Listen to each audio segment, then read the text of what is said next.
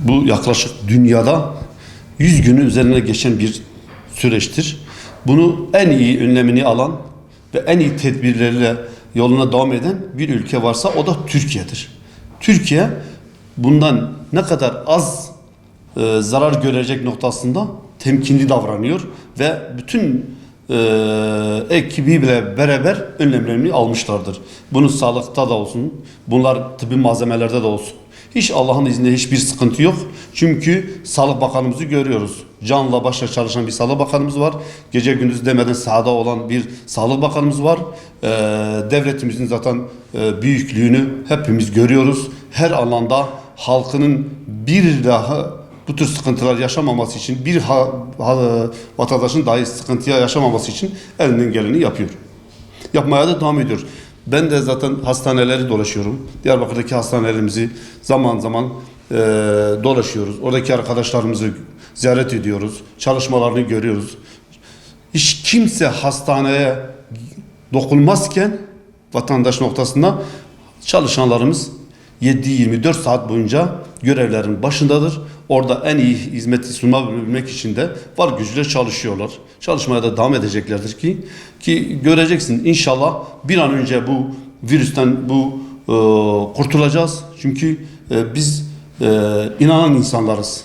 Biz hizmeti noktasında inancımızla hizmet eden bir toplumluğuz.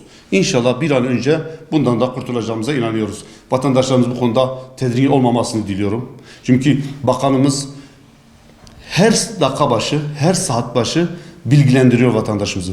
Vatandaşlarımız bakanlığımızın dışında hiçbir şeye itibar etmemeleridir. Çünkü Sağlık Bakanlığı bu konuda vatandaşlarımızı her noktada bilgilendiriyor. Bu noktada da hiç kimsenin tereddütü olmasın. İnşallah bundan da bir an önce bu virüsten de bu hastalıktan da kurtuluruz diye düşünüyorum. Şimdi bunun tespiti tabii ki bir anda olmaz. Bununla ilgili tetkikler yapılır. Bunlarla ilgili çalışmalar yapılır.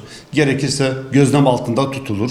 O gözlem sürecinde eğer Allah göstermesin eğer pozitif çıkması durumunda tabii ki bu bölgenin en büyük hastanelerinden olan Eğitim Araştırma Hastanesi'dir. Eğitim Araştırma Hastanesi de bu konuda donanımlı bir hastanedir.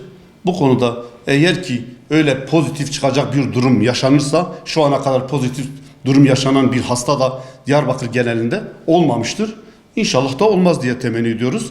Öyle bir durum yaşanırsa da Eğitim Araştırma Hastanesi bu konuda ekibiyle beraber tecrübeli bir ekibi var, deneyimli bir ekibi var. Bu konuda da üstüne düşeni en iyi şekilde yapacağına inanıyorum. Tabii sadece devlet hastaneleri de değil, özel hastanelere de müracaat olması durumunda önce bir kontrolü yapılır, az da olsa bir tetkiki yapılır ve Eğitim Araştırma Hastanesi'ne eğer ki bulgular olursa hemen Eğitim Araştırma Hastanesi'ne gönderilir. Eğitim Araştırma Hastanesi de bu konuda oradaki ekip bu gerekeni yapar. Biz inanan insanlarız, inançlı insanlarız. Temizliğin ne derece önemli olduğunu sadece bu virüsle değil, virüsten önce de bilmemiz gerekir ki bu temizliğin bizim için hayatta ne kadar anlamda, ne kadar önemli olduğunu bir kez daha bu virüsle de gördük. Daha önce de biliyorduk. Bu da bir nevi biraz da teyit olduğu gibi. Temizlik imandadır. Bugün temiz bir insan bir hastalığa bulaşma noktasında sadece virüs değil, herhangi bir hastalığa bulaşma oranı çok düşüktür. Şimdi temiz bir insanın ortamına da geldiğinde, ortamda da olduğu ortamda da oradaki temizlik ortamını görüyorsun. Ama kokan bir insan, kendine bakmayan, temizliğe önem vermeyen bir insan nerede olursa olsun bir hastalığa kapılır. Ama her şeyin başı temizliktir. Bu her alanda olduğu gibi temizlik inancımızda, dinimizde de temizliğin ne derece önemli olduğunu hepimiz biliyoruz. O noktada da inşallah bu temizliğin devamı ederiz. Bu devamı noktasında da Rabbim bize hayırlı bir şifa verir, hayırlı bir sonuçla inşallah bu virüste de el birliğiyle kurtuluruz diyor. Sağlık Bakanlığımızın tedbirlerine uymak lazım. Sağlık Bakanlığımızın göstermiş olduğu çalışmaları dikkatli dinlememiz lazım. O yolda çalışmalar yapmamız lazım. O noktada temizliğe önem vermemiz lazım. Bir ikincisi ise biz tümyekün Sağlık Bakanlığımıza vatandaş olarak teşekkür etmemiz lazım.